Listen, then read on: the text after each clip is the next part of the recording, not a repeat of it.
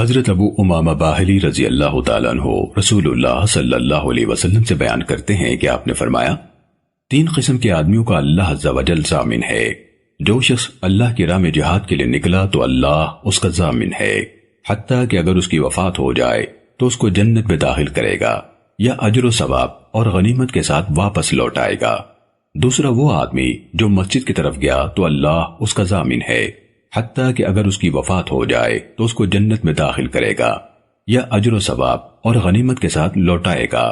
اور تیسرا وہ آدمی جو سلام یا سلامتی کے ساتھ اپنے گھر میں داخل ہوا تو اللہ عز و جل اس کا ضامن ہے۔ سننے ابو داود حدیث نمبر 2494۔ حضرت ابو ہریرہ رضی اللہ تعالیٰ عنہ بیان کرتے ہیں، رسول اللہ صلی اللہ علیہ وسلم نے فرمایا، کافر اور اس کا قاتل یعنی مجاہد آگ میں کبھی بھی اکٹھے نہیں ہو سکتے۔ سننے ابو داود حدیث نمبر 2495۔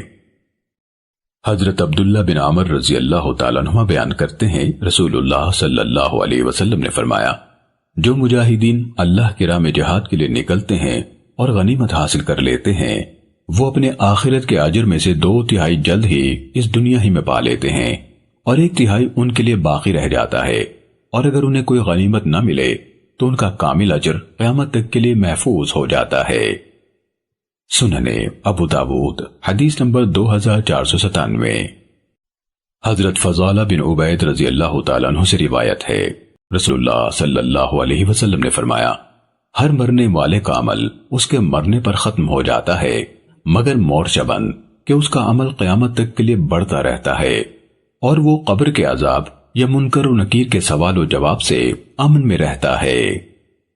سننے ابو داود حدیث نمبر 2500۔